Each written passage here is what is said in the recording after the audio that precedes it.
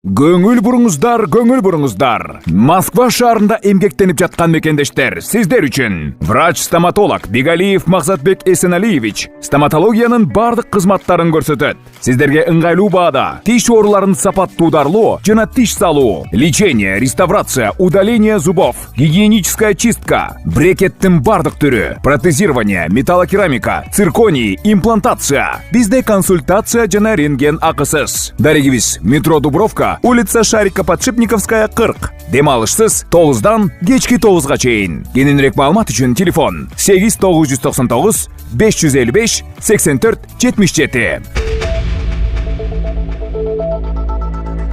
Садыр Жапаров октябрь айында Россияга 2 жолу барат. Бул тууралуу министрлер кабинетинин төрагасы Акылбек Жапаров Россия өкмөтүнүн жетекчиси Михаил Мишустин менен жакында болгон жолугушуусунда билдирди. Анын айтымында Кыргызстандын президенти 7-8 октябрда Москвада КМШнын саммитине, ал эми 23-24 октябрда Казанда БРИКСтин саммитине катышат. Булак Спутник эжи. WhatsApp функциялардын бирини өзгөртөт. Популярдуу WhatsApp мессенджеринин иштеп чыгуучулары чаттарда терүү индикаторлорун көрсөтүү функциясын кайра иштеп чыгууну чечишти. Эми сиз маектешиңиз же топтук чаттын катышуучуларынын бири эмнени жазып жатканын байланыштын аты же топтун аты менен тиркеменин жогору жагында көрө аласыз.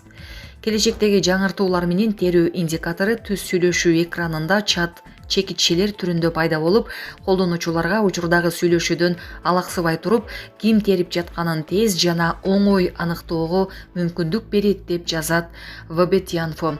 Бул жаңыртуу үн жазуу индикаторунда да тиешелүү, ошондой эле чат интерфейстеринде да көрсөтүлөт. Бул учурда топтук чаттарда жаңы терүү анимациясынын жанында 3 чекит түрүндө жазып жаткан адамдын аты чыгат. Мына ушундай жол менен сиз экрандын жогору жагын карап отурбастан ким жазып жатканын дароо көрө аласыз. Топтун бир нече мүчөсү бир убакта жазып жатканда алардын аватарлары да чатта көрсөтүлөт. Израиль Хезболланын чалгындоо штабына жана байланыш борборуна чабуул жасады. Израилдин коргоо күчтөрү Бейруттагы Хезболла кыймылынын буталарына, анын ичинде чалгындоо штабына жана байланыш борборуна сокку урду. Бул тууралуу Израиль армиясынын басма сөз кызматы билдирди. Бир нече убакыт мурун аскердик аба күчтөрүнүн согушкерлери аскердик чалгындоо маалыматтарына таянып, Хезболла кыймылынын Бейруттагы чалгындоо штабынын буталарына, чалгындоо маалыматын чогултуу жайларына, башкаруу борборлоруна жана кошумча террордук инфраструктурага чабуул жасашкан деп айтылат маалыматта. Кыргызстан жакынкы чыгыш өлкөлөрүн согушту толук токтотууга чакырды. Кыргызстандын тышкы иштер министрлиги жакынкы чыгыштагы өлкөлөрдө согуштук аракеттерди толук токтотууга чакырган билдирүү таратты. 2 октябрдагы билдирүүдө өлкө жакынкы чыгыш аймагында кырдаалга терең тынчсыздануу менен көз салып турганы айтылып, чатакташкан тараптарды эл аралык жоболорду жана укуктук нормаларды сактоого, ошондой эле аймактагы кырдаалды корчотууга алып келүүчү аракеттерден карманууга чакырган. Кыргызстан согуштук аракеттерди тезирээк жана ол толук токтотуу, саясий диалогду баштоо жана чыр-чатактарды тынчтык жолу менен чечүү үчүн дүйнөлүк коомчулуктун күч аракеттерин бириктирүүнү жактайт деп жазылган анда. Тышкы иштер министрлиги Кыргызстандын жарандарын аймактагы өлкөлөр Израиль, Иран жана Ливанга туруксуздуктан улам тобокелдиктер күчөп турган кезде барбай турууга чакырды.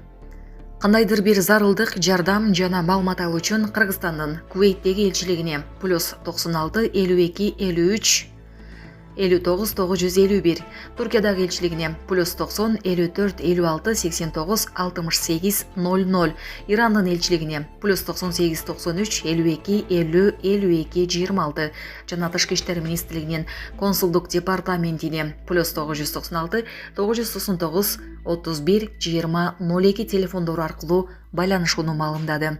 2 октябрда Иран Израилге каршы ракеталык чабуулун токтотуп, зарылдык болбосо чабуул кайра жанданбай турганын эскертти. 1 октябрдын кечинде Израилдин абадан коргоо системасы Ирандын 180 ракетасынын көбүн атып түшүргөнү кабарланды. Тегеран өз кадамын Ливандагы Хезболла уюмуна каршы Израилдин операциясы үчүн өч алуу катары түшүндүрдү.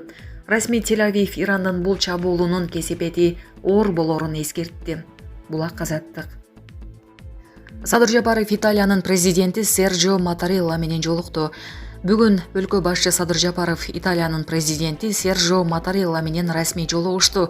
Бул тууралуу президенттин басма сөз кызматы кабарлады. Маалыматка ылайык, мамлекет башчысынын кортежин Квирлинале сарайынан Италиянын президенти жана анын кызы Лаура Матарелла тосуп алган. Садыр Жапаровдун келишинин урматына Кыргызстандын желеги салтанаттуу көтөрүлдү. Оркестр эки өлкөнүн мамлекеттик гимндерин аткарып, ардак кароолдун башчысы салам рапортун берди деп айтылат маалыматта. Ошондой эле сарайда эки өлкөнүн мамлекеттик желектердин фонунда сүрөткө түшүү аземи жана делегациялар тааныштырылды.